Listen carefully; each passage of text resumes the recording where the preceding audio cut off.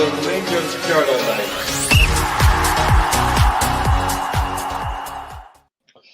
Good evening, everyone, and welcome to your Wednesday night Rangers Journal podcast. It's International Week this week, so we're going to go with something a wee bit different, and we're going to run through some of our favourite games over the years for the Rangers. Looking at old firms, European title runs, you name it. We'll cover a lot of bases tonight. So it's more of a throwback podcast just to sort of lift the spirits after the slow start to the season. Stevie, how you doing, mate? You're joining us tonight. Evening, mate. Evening, lads. I'm really good. I'm looking forward to just detaching ourselves from reality for an hour, forgetting all about vegan ball and go down memory lane. And also joining me, I have Stu down the bottom there. Stu, how are you? Yeah, I'm very good, mate. Thanks very much for asking. You good yourselves? Aye, well, can't complain. Like it's the International Week, so it's going to be there's no Rangers really to think about at the moment in terms of playing squad anyway.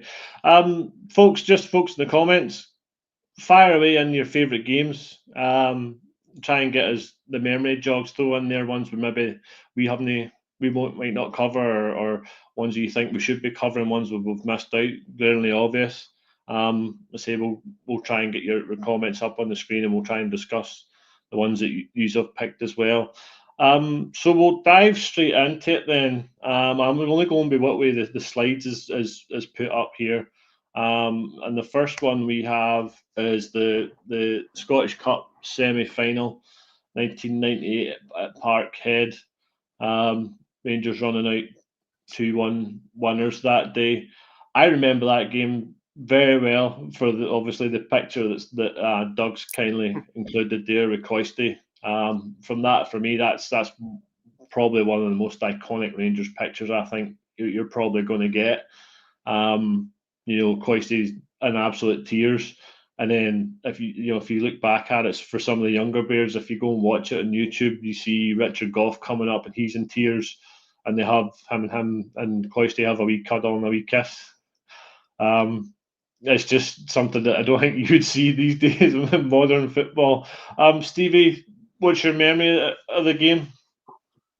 Oh, it was a great day, mate. It was such a kind of like torrid season at that point. Really lost their way after New Year. So I remember going into the game, it was like they were big favourites at Parkhead as well, even though it was a 50-50 split with the tickets. Do you know what? I'm just thinking, that's back in the day when you got actually sent tickets in the post. And I can remember tickets would go to my mate's house, and it got to the Friday, it was like a Sunday game, tickets never came on the Friday, like, all right, we're not getting it. Then he phones out Saturday morning, like, you're not going to believe this, we've got tickets. I was like, oh, amazing.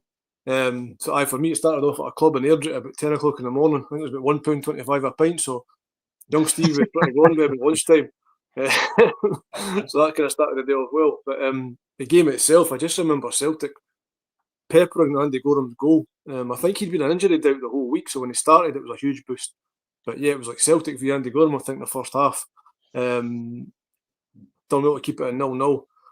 Could have been 2 or 3-0 down, but we kept in the game. And then second half, obviously, Water got into them at half time, and we really came out a different team. But you look at that team, and sorry, my cat's just annoying me. 2 wee secs, hold it right there. Stay, I'll jump to you then. Your memories of the game. I remember the game kind of fondly. I was younger at the time. I think I was in high school, ish. But yeah, I think I remember watching it with my dad and his mates and all that, and just obviously when the result went all the way, it was just something else, what an atmosphere, and kind of it's one of those the kind of memories you kind of cling on to as a wee guy that gets you that kind of start to realise how big the old firm is and a taste for it and all that, and it stays with you for all your days and stuff. Like just memories like that. It was a great occasion, great day, what an atmosphere.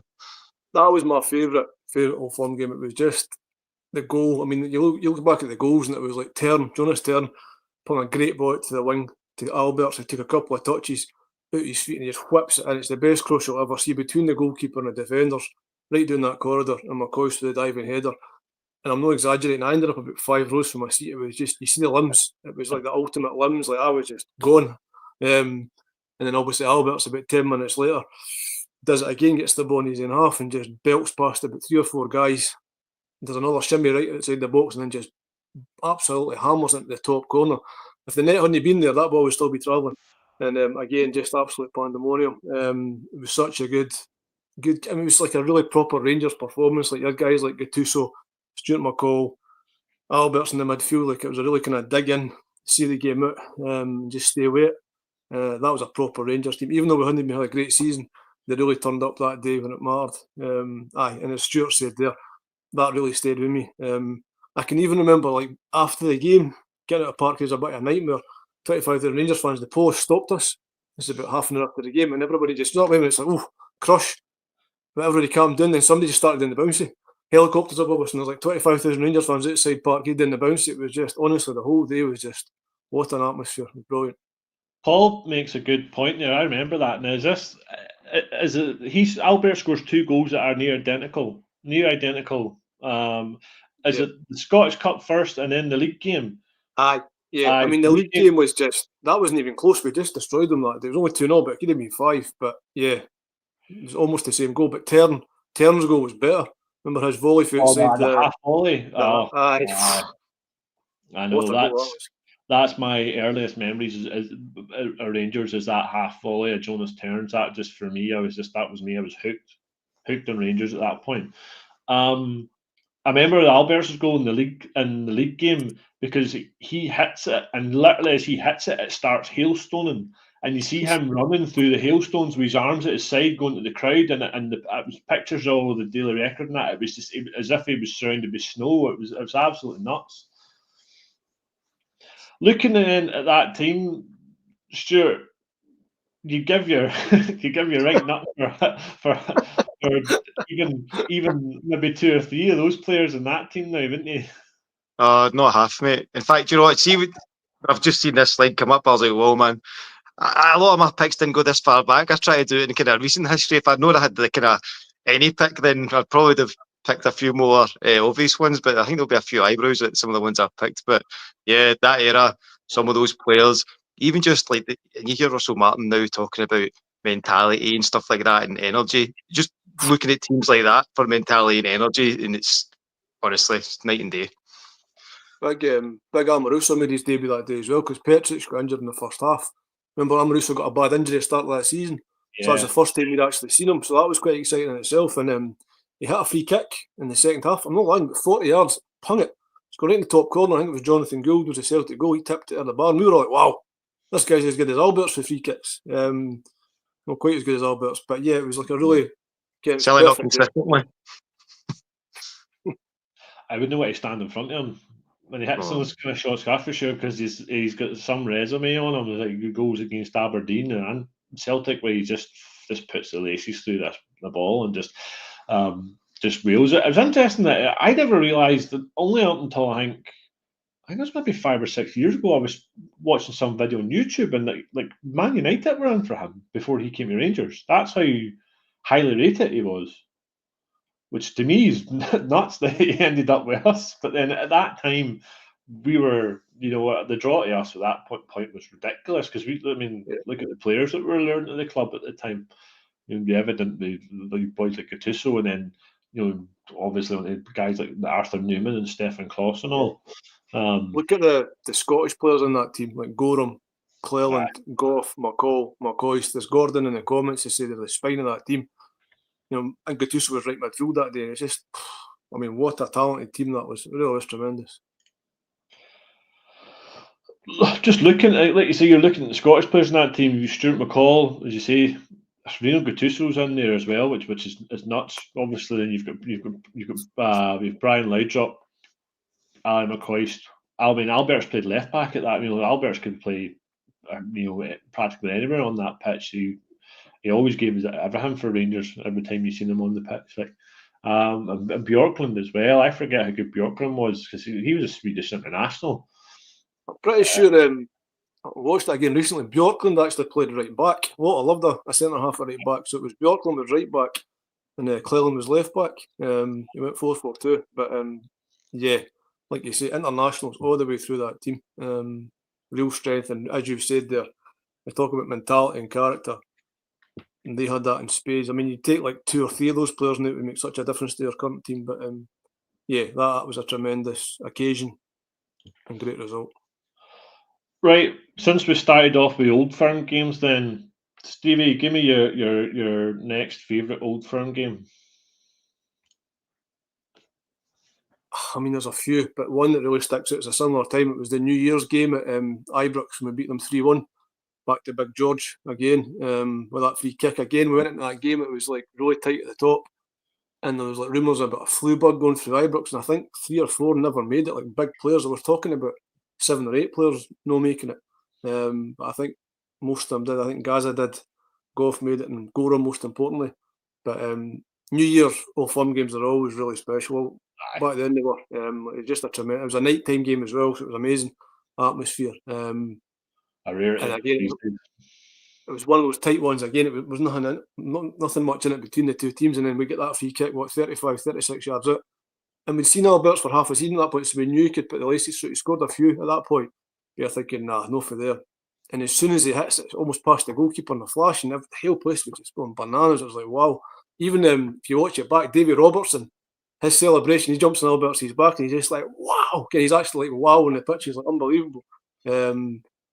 Just kind of like lit the blue touch paper. They came back in it. I'm sure Dicano equalised second half. And then obviously Eric Bo Anderson, 2 late goals set up by Big George again. I think there was a slightly contentious offside goal for them for Cadete, but I'm sure the replay showed he was definitely offside. Yeah, they still go that. They still go about that. You know what I mean? They never forget. I mean, we still went on to beat them. I've absolutely no doubt about that. The quality we had in the pitch, and Big George was just running it. But yeah, that was such an important. I mean, we'd won every Old Firm game that season, and it really made the difference towards the title running. But that was just really special. Like I say, again, just everybody really pulling in the one direction for the first whistle to the last. And Walter was always quite reserved, but remember that night when Bo Anderson scored, he proper like mental, like running down the touchline in the East Enclosure. And it was just such an iconic moment because, like I say, he was always kind of Mr. Sensible, but like proper professional. But he let go a wee bit that night, and it was great to see. I love games at Christmas and New Year. I think we had a game 2 days later at Easter Road, and that flu thing I mentioned, there was loads of players done, and Rangers tried to get it called off. SFA, usual helpful self, said no, play it, and went to Easter Road, won again. I think it was another 3-1. It was just a great wee bit of form I had at that time. But that was a cracking game. Going to show my age here, but yeah, great memory of that one as well. See, whenever I was doing my list, I was trying to pick one for the 90s, one for the noughties, and one obviously sort of more recent times because you could sit in the 90s and just be quite content because just absolutely stacked them, you know what I mean? And even the early noughties as well under Avocat, they were just absolute close to us, like really. Just the comment on the screen there, Random Manis, you're right. Stephen Davis did in fact score an overhead kick against Celtic. That was in the Scottish Cup. That one. Stu, I'll come back to you then. Your second favourite Old Firm game? It is an odd one before MD kicks me off of here, right? And again, like you were saying, Joe, you pick one for different eras. So I picked one from the 2010s, which was not a good time for Rangers. No. I picked the Rangers won 3-2 on the 25th of March. And it'd been a horrific period for us. You know, we started off, it was Ali McCoist's first season in the top league. We'd been 15 clear, the financial turmoil. After that happened, we'd just been beat off Kilmarnock, then Hearts. Celtic were coming to Ibrox to win the league and all that. And it was just a horrible narrative. And they didn't even drop points until since the 2nd of October in 2011. There were loads of comments from Lennon, like, we're going over here, not to rub Disney's face in it. And he really was, with even comments like that, Trabby, that cute and all that. So I felt like it was just a big moment. And it'd been the first time that Celtic would have ever won the league at Ibrox since 1967. But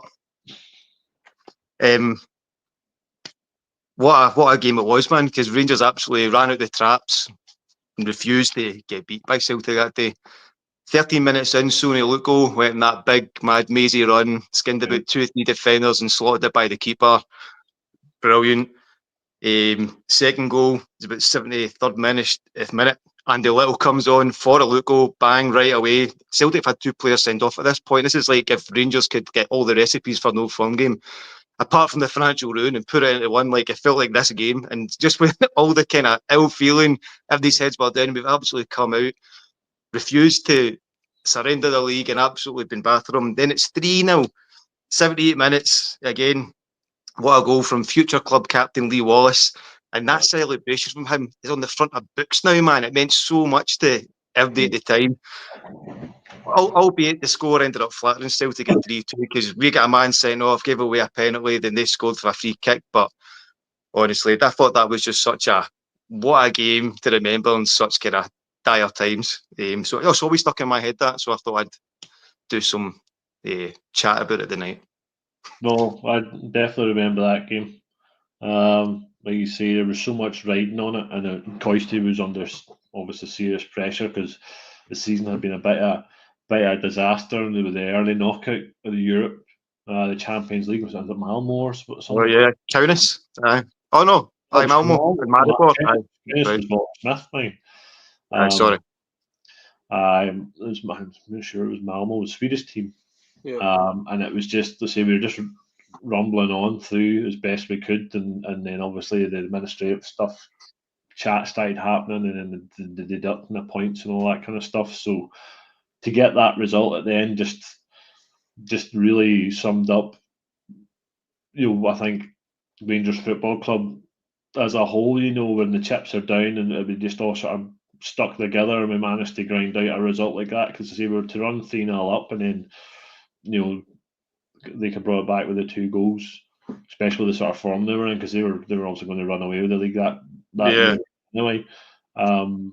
Go ahead, CB.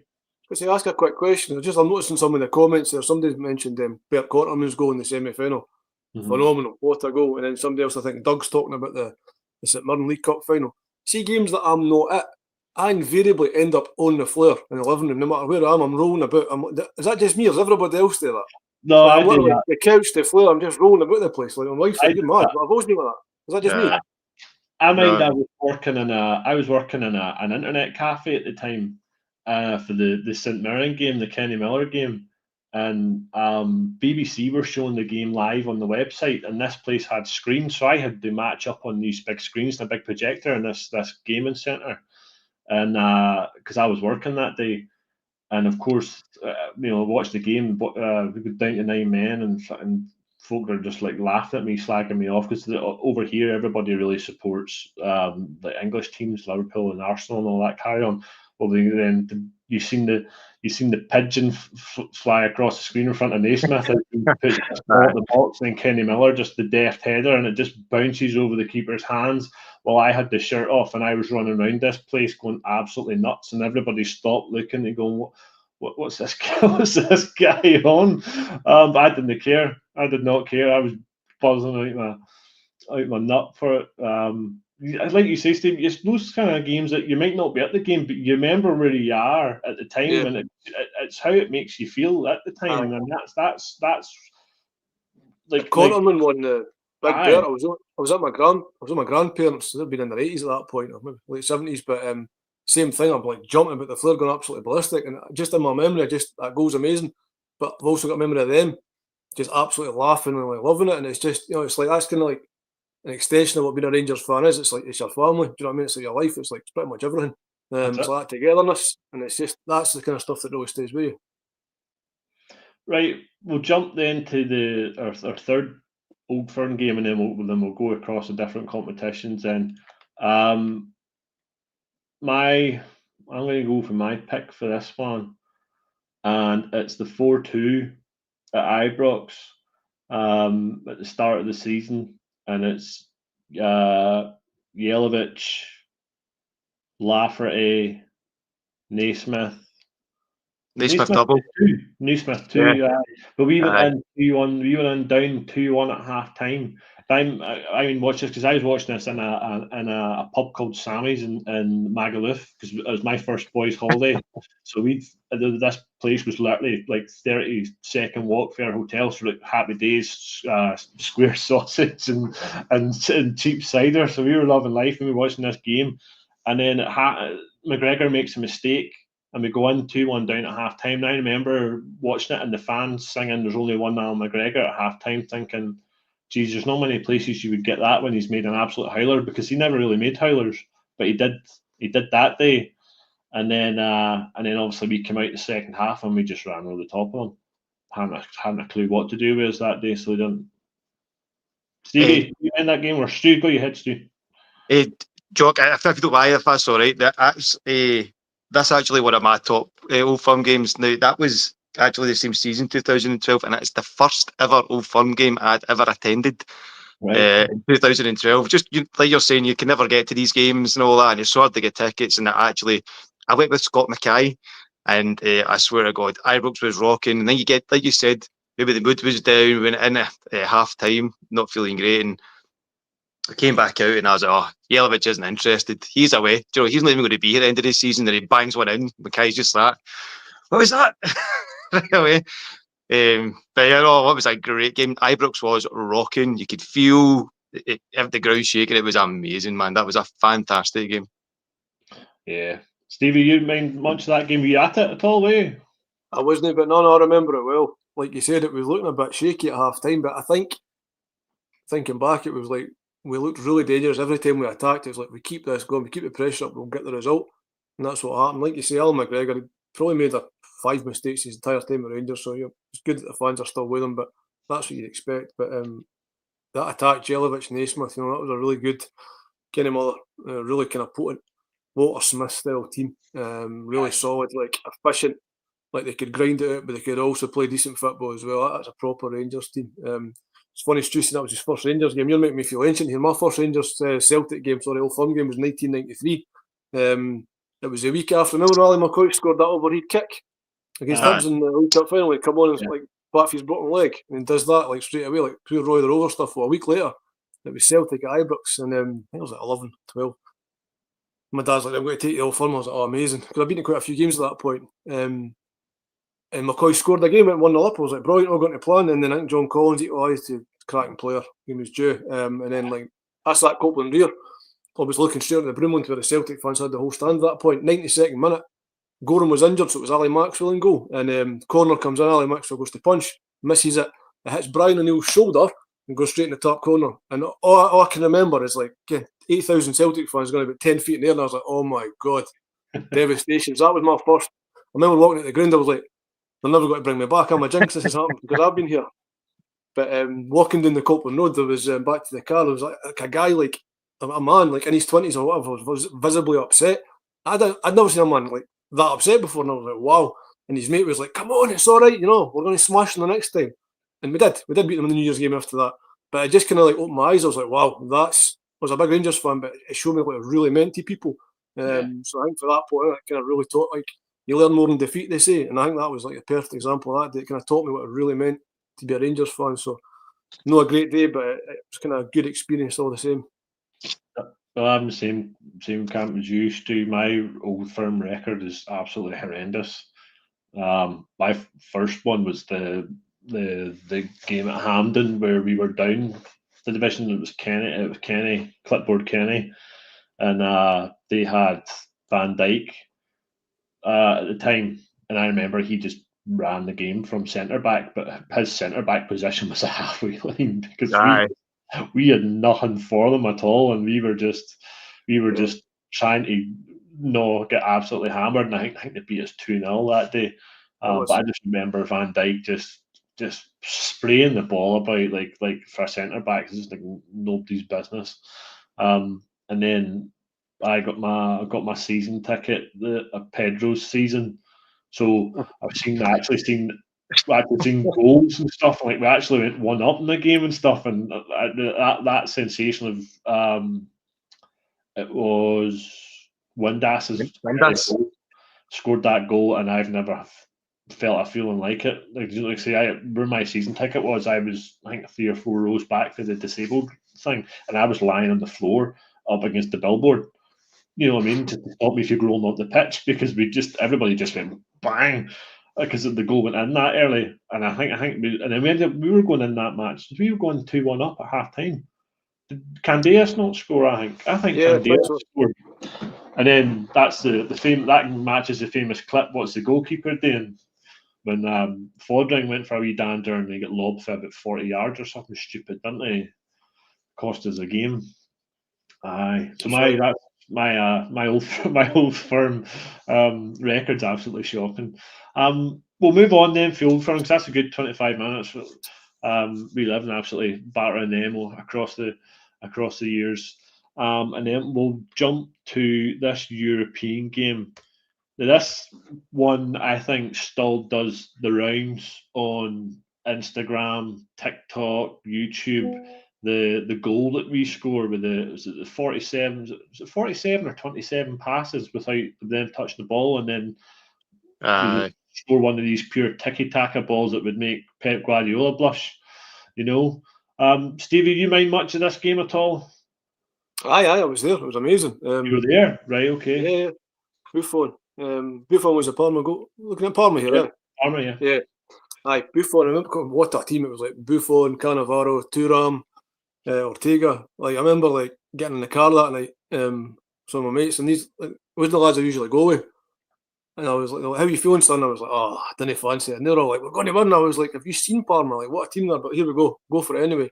And we just played a phenomenal game. Like, remember walking out the Copeland rear, and it was better than the Old Firm game. I've never heard a noise like it. I was like, wow, this is so different. But I remember Buffon after 10 minutes turning into the Copeland and being like, what is going on? He was actually shocked at the noise, and just a phenomenal night.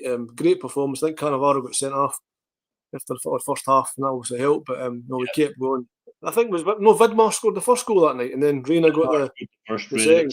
Yeah. I mean, Vidmar, I think he looked like a football player, but he was a really efficient type player. Like really, in the modern day, probably worth about 20 million, meets all the metrics and stuff. But great engine on him, and just Reina. Wow, what a finish it was! And again, place went absolutely wild. I remember the second leg being very terse. I think we lost 1-0 away in Italy, but we got the job done.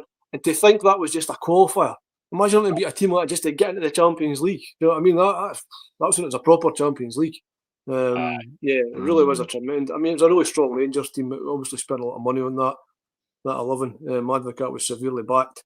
Maybe Walter would have liked that back in the year before, I suppose. But what a night, what a performance. Well deserved in the end. Like I say, everybody was 9 or 10 out of 10 that night. It was a great Rangers night.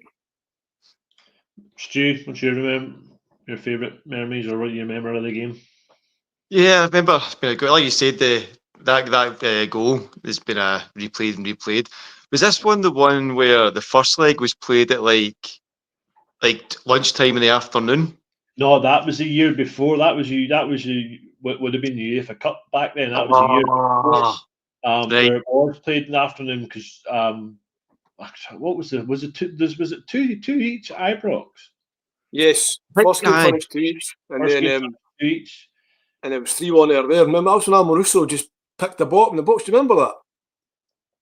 One of Parma's goals was so basically Parma were attacking, and Amoruso literally in the box, he stuck his hand up and caught the ball, gave away a penalty.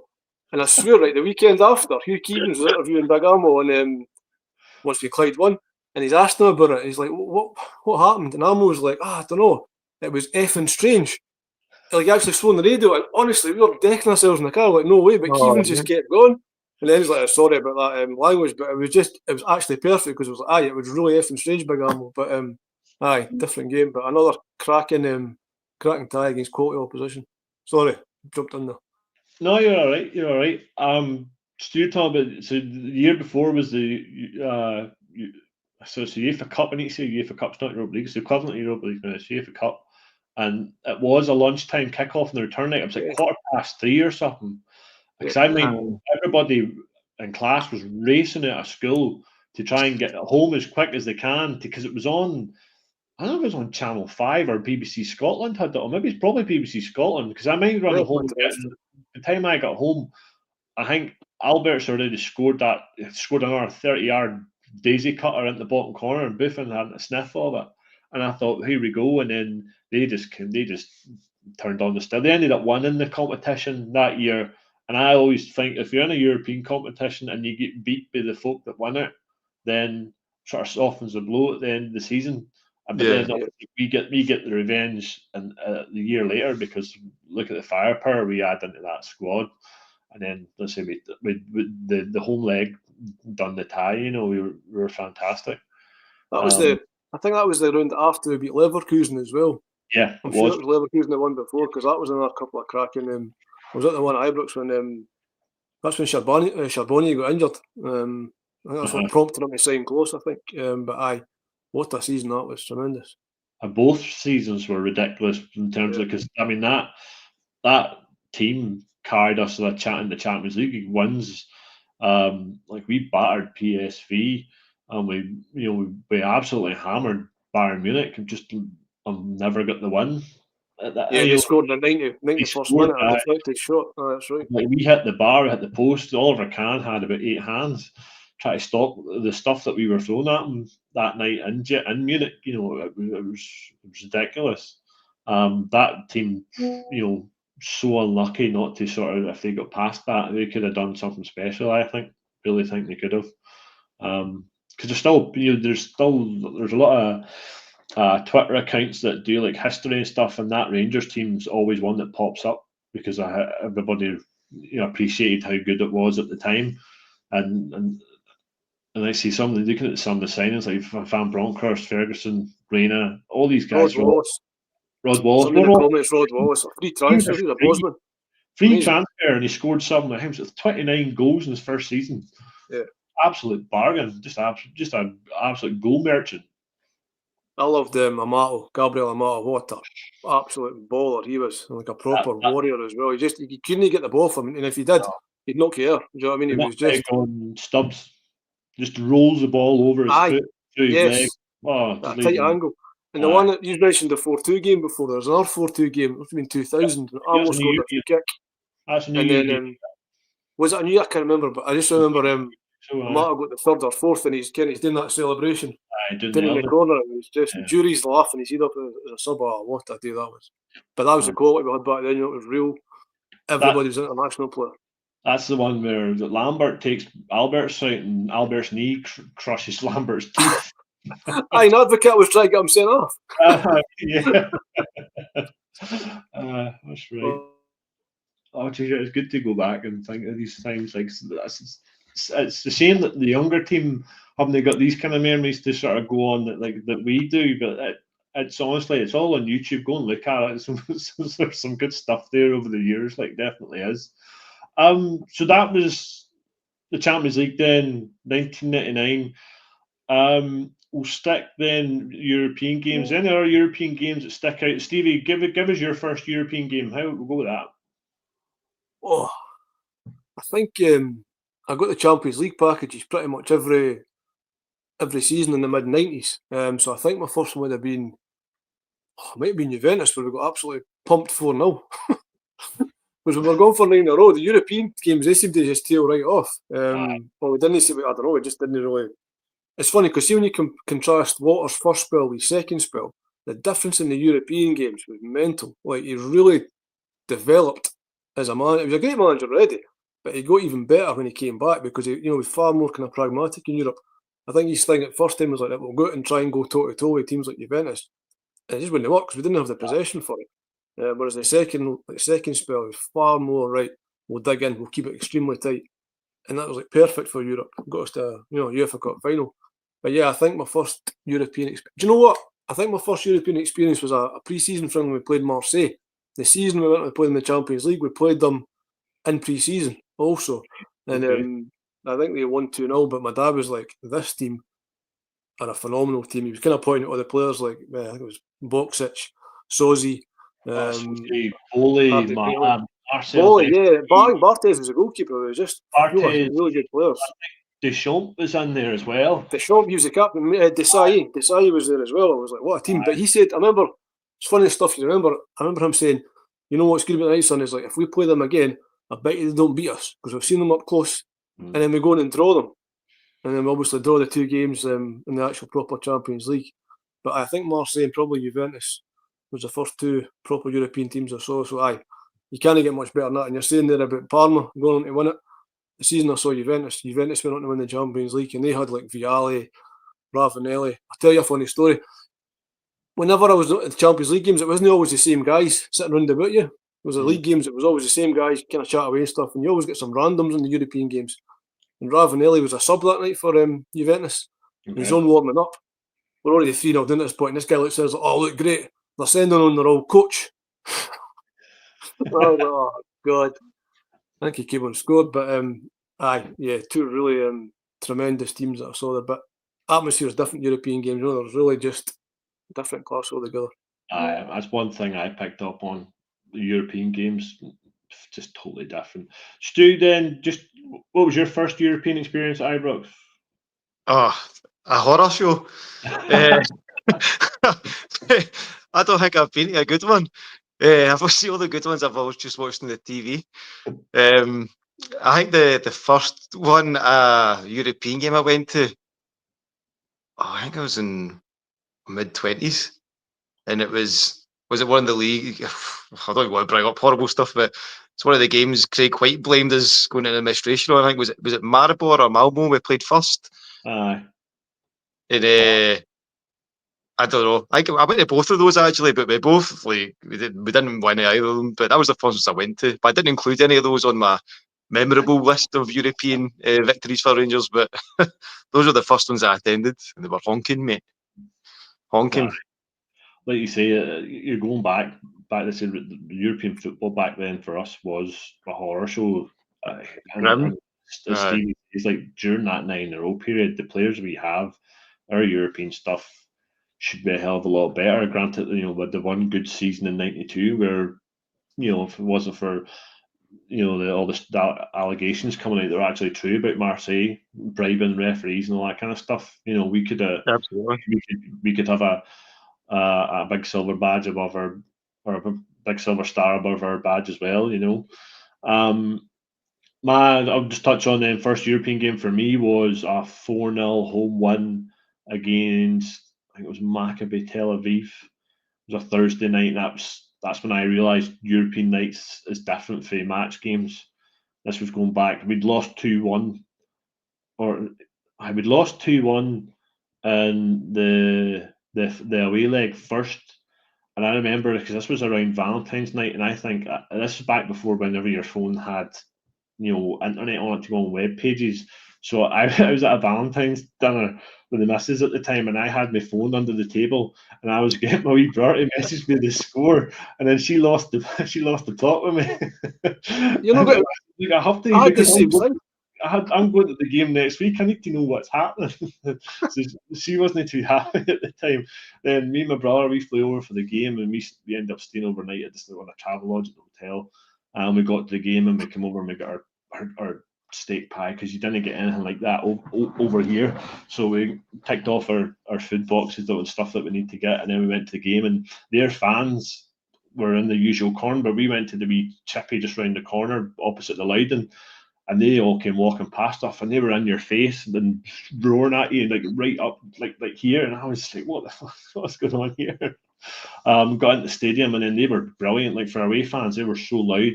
But then we were better, and then we just ran them off the park. That's the game. Was McGregor. that just when Waterhead came back? I think so. Yeah. Because I swear right. I had the same thing like Valentine's Day. It was a dinner with a girlfriend at the time, and it was on, I'm sure it was BBC Two or something. I was like, I need to check the score. Mm-hmm. I remember saying, if you turn it on, this dinner's over, and I was like, all right. And I turned the telly to see the score, and that was it. Dinner was over, but I still ended the game. But priorities.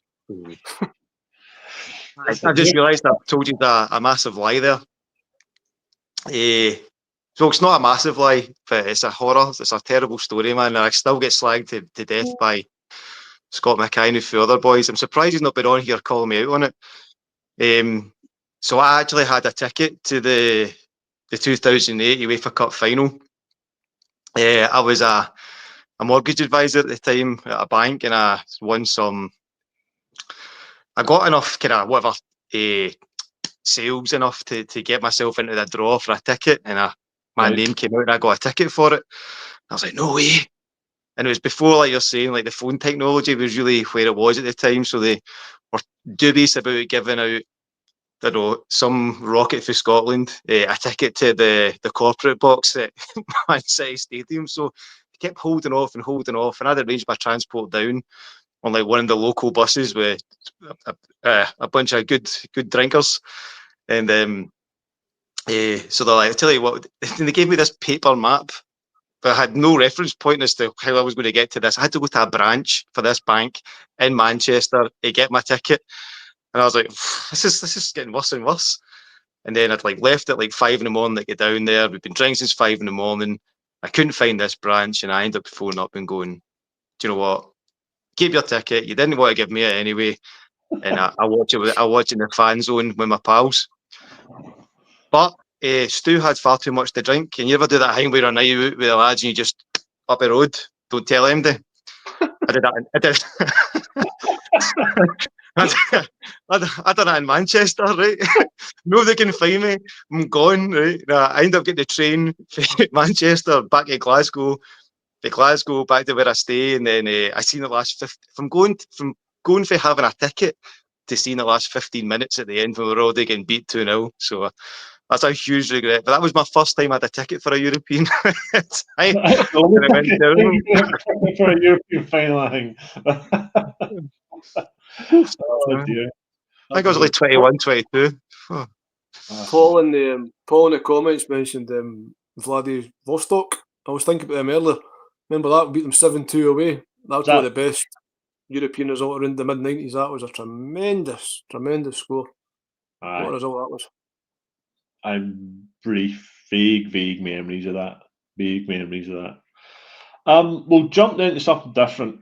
We'll go then to a league title one, and obviously there's that. Honestly, we've got plenty to choose from, but the one we've got a slide for is the Kelly, as the send off for Walter. Now I mind this game. I had to watch it at my mate's house because he had Sky, and his mum was on night shift, so she was in her bed sleeping. Needless to say, 3 minutes into the game, 5 minutes into the game, and 7 into minutes of the game, she wasn't getting any more sleep because the two years were going absolutely nuts at what was going on. Bedlam in the stands, bedlam in the park. I'm sure it was bedlam that everybody was wherever they were watching it. It was just one of those get the job done up the road performances, wasn't it, Stevie? It was phenomenal. I mean, it was a really mixed one for me. St. Eller dropped like the Saturday, the day before. It was my uncle, his funeral. He had passed away through the week, and remember Celtic had blown it at Inverness, so he was still here, he was still alive when they basically lost to Inverness. So he knew we were going to win it, but he just, like I say, he passed. But yes, I was at the funeral the day before, and obviously a lot of drinks after it and stuff. So I can remember waking up in the morning. I never had a ticket, but I woke up and my girlfriend, now wife, she was like, "You okay?" I was like, I don't know if I can watch this. I just feel so like whatever. She's like, "Come on, watch it. You watch it. You know they're going to do it. It's Rangers." And I was like, "You're right." And then 7 minutes later, I'm just absolutely gone off my head, like rolling about the place, just like, "Get me another drink. This is the best." And it was just, it was the absolute best day. And it really meant a lot. It was just like, for me and my family, it was just a great moment. And like for Oys, I suppose, but the relief as well, because it was like, we can't blow it here. But also thinking about how utterly deflated they were across the city at the same moment, I just got the cherry on the icing on the cake, and the perfect send-off. But see, something that I always kind of take for that game, because we're 5-0 up, cruising second half, and Kilmarnock got an equaliser, and Davy Weir and Alan McGregor were going ballistic at each other because they lost a goal. You know, they've already won the league, they're 5-0 up, and these two are so professional that they're raging about losing a goal at that stage of the season. And it just showed you the standards that to me, representing what Rangers should really be. Do you know what I mean? Even to the last minute, the standards are set so high, and it's something that unfortunately we're sadly missing these days. But that to me, you know, it was like the kind of epitome of what Rangers players should be. Aye, just as you mentioned that Celtic blew the game at Inverness. There's a funny gif of Lennon running and booting the water bottle and it just going bang. Stu, then your memories of the game, you didn't happen to get a ticket because people saying that it's the best away game they've ever been to, but I'm pretty sure it was a home game that day. I'm sure it was also a home game. I watched it with all the boys in the local Rangers club, and it was one of those ones that kind of let you in like the members lounge, you know, if there's not a lot of people in, there's all those ones where you go straight to the guest lounge because the place was packed. Like you said, everybody was waiting for it. They probably weren't expecting it in such style. You know, 7 minutes in, the place is rocking, the roof's off. It was definitely Kelly. It was away. We had the black strips on. It was definitely Kelly away. Was it away? Oh, well, either way, it was amazing. Yeah. I know, like you said, that obviously it was meant a lot to yourself, Stevie, but to give Walter the send off he deserved and all that, and I just remember watching like all the post match stuff. They kept it on, and the laps of honour and the roaring rain, man, and everybody was so. Remember, I don't know, it was just great. Lafferty hat trick as well. What a game, man! Pure rip roaring start. It was fantastic watching. You know, the funny stuff you remember. I remember one of the fans had a Walters mask on. Yes. Proper jumping onto the pitch and jumping about. He did the suit as well. It was just, it was such a good day. Like you say, perfect send off for Walter. Absolutely. That's what I'm saying. It wasn't. I know it was an away game, but it felt like a home game because there was not a Kelly fan in the stand. Because every time I go, there was random pockets of fans just celebrating. Apart from the two stands that we always got, you know, back then. And like you say, you do remember the guy in the Walter mask just run the bike because he was full suit. He was full suit and bit it, so he was. But I know those kind of things. Like we've got obviously you've got Helicopter Sunday. We haven't touched about that. I mean that was ridiculous. I didn't mind Helicopter Sunday. I didn't even entertain the game. I went to the cinema. I went to the cinema because I was like, there's no chance. This they're not going to lose this game or bollocks this game up. What did you see? I can't even tell you what I seen at the cinema. I can't even tell you. I just remember coming out, my phone was just red hot. And I was like, what is going on here? And it was my brother, it was my mum, my mates going, they're just on the league now. I was like, wide up. Really didn't. Do you remember where you were at that day? You were at the game, were you? Or I wasn't at the game, but I remember it crystal clear because kind of one of my good mates at that time was a huge Celtic fan. And we're leaving work on the Friday, saying, when I see you on Monday, Rangers are going to be champions. I was totally just going for it. I was like, what have we got to lose? And I wasn't at the game, I was watching the telly, obviously, and just absolutely praying when the equaliser went, and I was like, come on, just hold on. And then they go and Motherwell go and score again. I was just, dearie me, it was just phenomenal. It was the best moment. When we were going to work on the Monday morning, buying about 10 Daily Records and 10 Sun newspapers, getting in about an hour early and decorating my Celtic mate's desk with all the kind of clippings and just put it all around the place. And we came in, tore it all down raging. Lunchtime, I put them back up again. It was just, absolute banter. But I think McLeish really deserves so much credit. You know, he won the treble, he done that, and he had his kind of one-hand tie behind his back for a lot of it. Did a tremendous job. I think, got to mention Darryl Purcell. I think as a Bosman, he's up there with Rod Wallace, just a tremendous, tremendous player. You mentioned the European game. I meant to mention the Porto game. I don't know if you remember that. It was 3-2. Great night Ibrox Champions League game. And I recall Purcell just going up for a header at one point where a defender for Porto wins a header, follows through and headbutts the Porto defender and breaks, like fractures his skull, and everybody's just going wild. It's like, that's a proper Rangers centre forward right there. Imagine him in this current team. He'd rattle a few cages. Probably scare the manager off. I wouldn't be surprised. Stu, do you mind the 50th title, Stu? Do you mind that?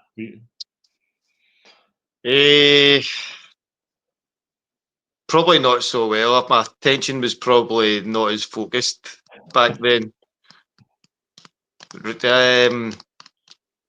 Can't remember off the top of my head. I should remember that. We were playing Dunfermline, they were playing Kilmarnock. They won. Was it something made of the comments about Dunfermline areas and all that? I remember that. That was funny. That was good watching. I think that still just going does the laps on every social media every so often. Chris Song going like, yeah, they lie down, don't they?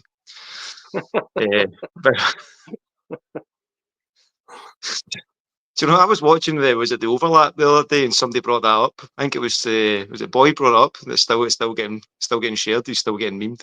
Oh, he still gets any chance Boyd he can't get, so he sticks a knife in with that sort of stuff like that. And rightly so, because I said It's out there in the public domain, so it's there to be used every chance we get.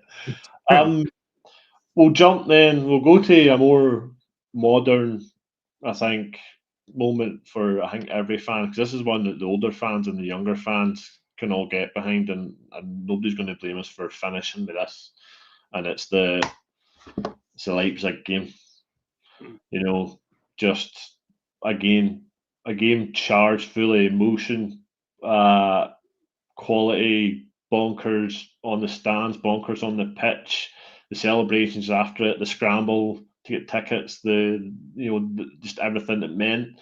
I know personally, obviously, I never got a ticket as much as I tried, but I remember watching the game and I remember certain tears chipped me at the final whistle.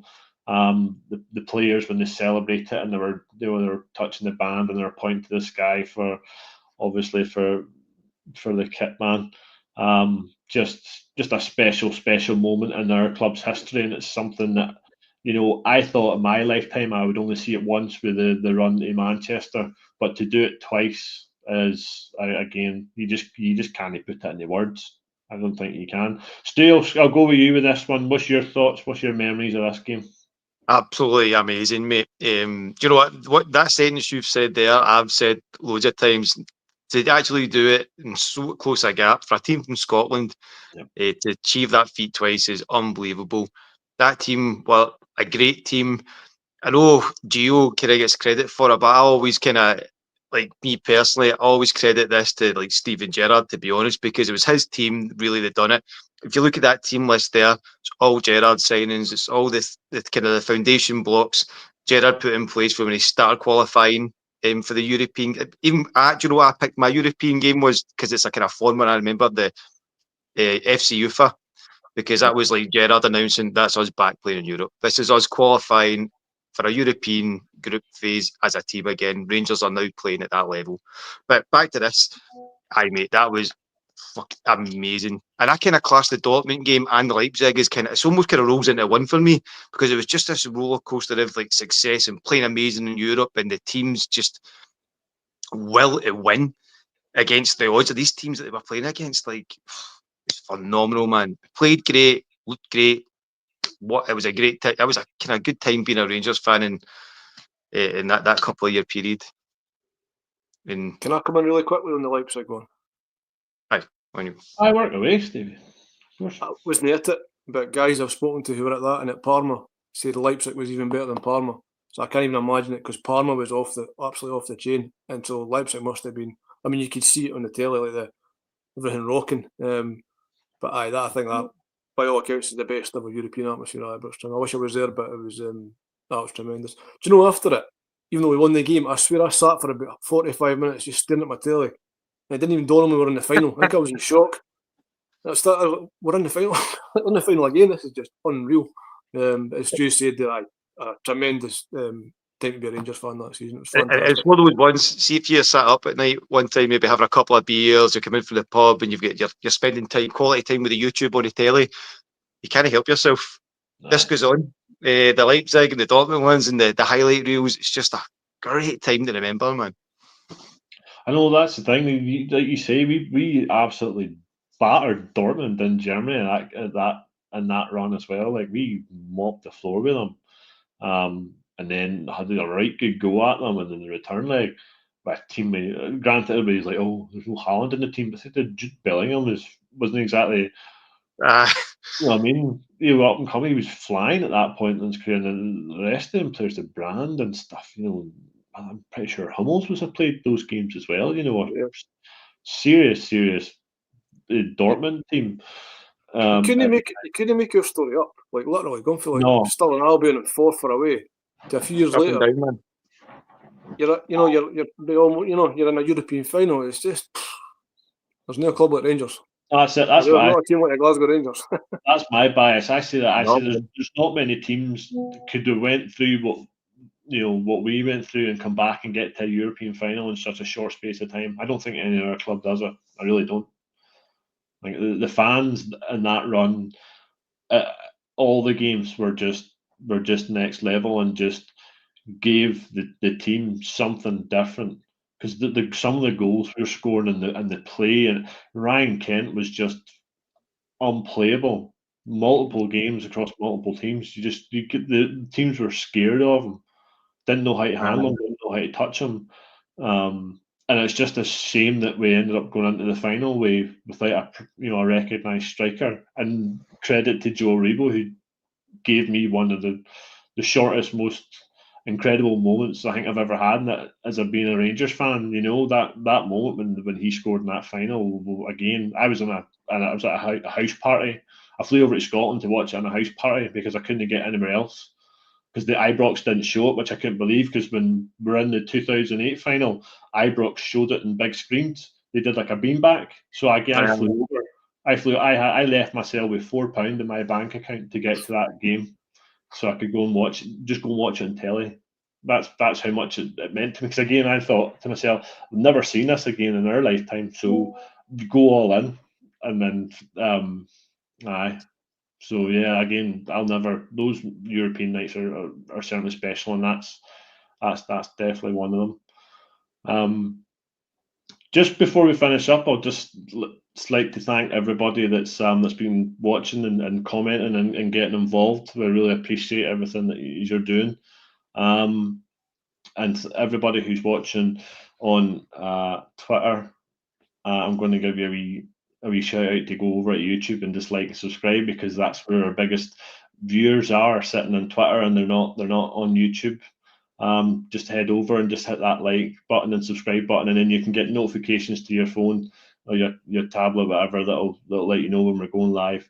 Because I say we're live 5-6 nights a week here at the Rangers Journal. We've just, as of the transfer deadline day show we breached the 4K mark, so the next target's 5K. So that's what we're striving to do here, is to break that barrier. So Stevie, thanks for joining us. I hope you enjoyed that wee reminiscence. I know I did. It was great, mate. Back to the red, white and blue mist of time, but it was really it was great to catch up about that, and hopefully not too long in the future we'll have those nights back at Ibrox. Stu, thanks for sharing your memories and your stories that you gave back your 2008 Cup final ticket. I know, I was leathered at the time, and I was never finding that branch in Manchester, so it seemed logical at that point. Yeah, but no, thanks for having me, gentlemen. Thanks for your time. It's been a good laugh. I would have jumped in a taxi and just said, "Take me here."